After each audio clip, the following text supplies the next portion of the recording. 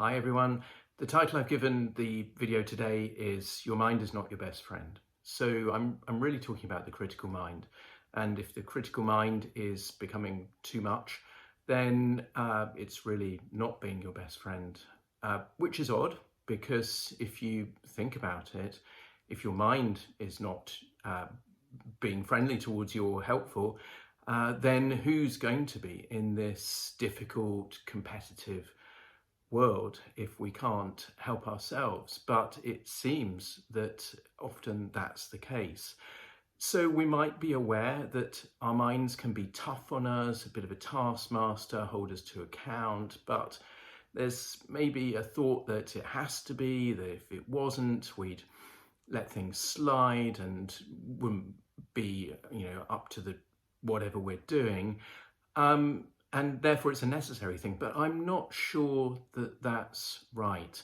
I think it can get out of control. I think it isn't always your best friend, as I say. I think it beats you up, it gets too critical, and then we've got a problem. Is this going on for you? If it is, what can you do? Well, I think as with the last video, the best thing is probably to bring an example. So I'm bringing somebody from a couple of weeks ago who's let me bring their story, a lady called Maria. She rides a scooter and she'd managed to crash it. She'd been out, she grabbed the front brake and the bike had gone down, the road was a bit slippery and she caused a lot of damage. It's a nice scooter, it's a Vespa, pride and joy, and now it's got a pretty huge repair bill coming. And at the time, of course, she was so angry at herself, but this just went on for days afterwards. And she brought it to the session, why am I such an idiot? Why am I so incompetent? I'm a retard. I can't ride this thing. Maybe I should sell it, take the bus. It all got pretty harsh.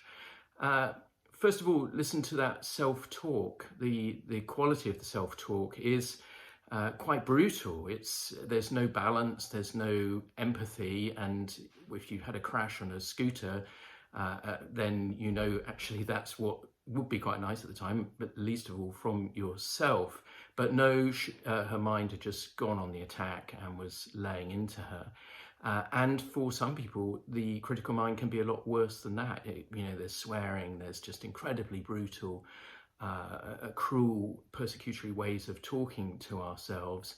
And if your mind was your best friend, would it be doing that to you? Or would you do that to your best friend? If you're thinking about talking to another person, obviously I don't think you would, or they wouldn't be your best friend for very long. Why do we do this? Well, I think the reasons are a little bit hidden. It can feel like it's quite a powerful thing to be doing. We're holding ourselves to account, as I say, there's a sort of power to it. But really, I think it's, at some level, it's about anxiety, a fear that if we didn't do this, if we weren't the taskmaster, then things would, we wouldn't be able to do things, things would slide away from us, we wouldn't be any good at all, or maybe people will, if we don't keep ourselves in check, people would see aspects of us that we don't want them to see. And so I think really what feels like a powerful taking hold of ourselves actually is more a feeling that we're just putting ourselves under pressure, unnecessary pressure.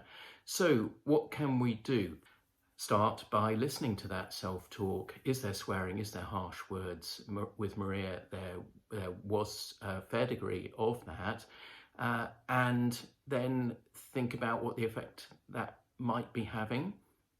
Maybe you feel, well, I'm used to that. It's my normal. It doesn't really affect me. It's just how I am. But then if it is, why is it the way things are for you? And are you so sure that it isn't having an effect? I mean, if it was somebody else talking to you like that, then definitely it would be having an effect. You'd be feeling really insulted and beaten down, and that's going to affect how you come out of this thing.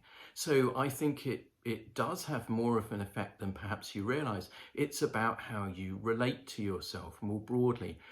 can you relate to yourself and your mistakes and things you might not always do perfectly in a helpful, balanced, constructive way? Or is there this sort of harshness and intolerance and contempt? And again, maybe think about why that's going on and try and unpick it a little bit.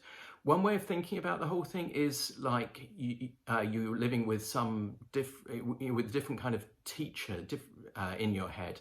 So the harsh critical mind is like a 1950s school teacher.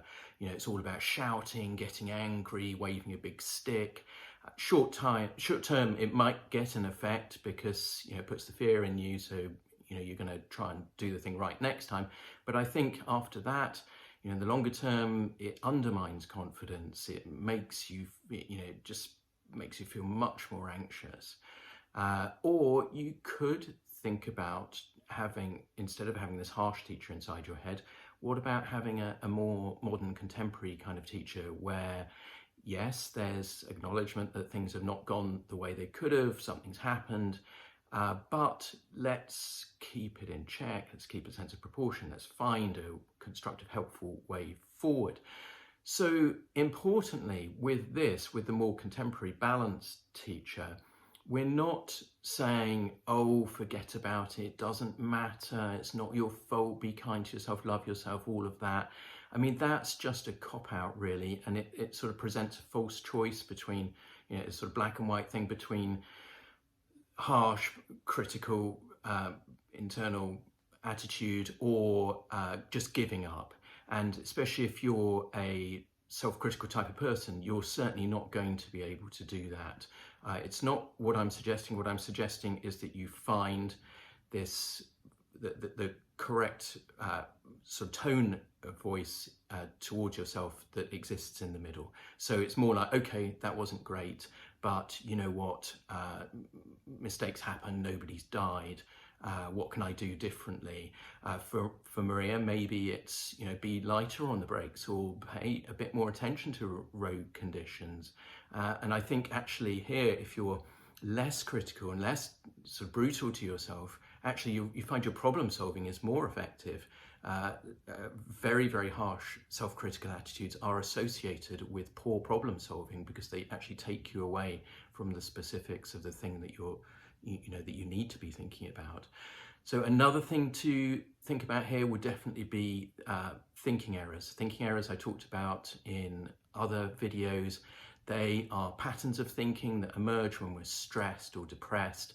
And they're things like demands on self, I've got to get it right all the time, or black and white thinking, I was a good rider and now I just, I can't handle it, I'm going to sell the bike. Or mind reading, they all think I'm useless at riding too. It's these thinking errors have a very particular kind of framework that we can use to identify and understand them, and then try and replace them with more constructive, thoughtful, realistic takes on whatever the thing is. Maybe with a therapist you can unpick a bit where this comes from, this sort of hypercritical attitude. Maybe you had a lot of critical figures in your life early on, or maybe not. Maybe you just do this for yourself. That definitely happens too. But it can help just to try and understand where it might have come from, just to give us a bit of context. But you don't necessarily need to do that. I mean, you can make changes right now. And if your mind is not being your best friend, then, call it out on that. Relate to what your mind is telling you in a more skeptical way. What it's saying might be right, or it just might not be. Don't always believe it. It's not always your best friend. With that, I think, feel a bit better about things, stress levels go down, get some learning out of whatever's happened, including riding scooters, whatever. Thank you for watching. Do join me next time, and bye for now. Thanks.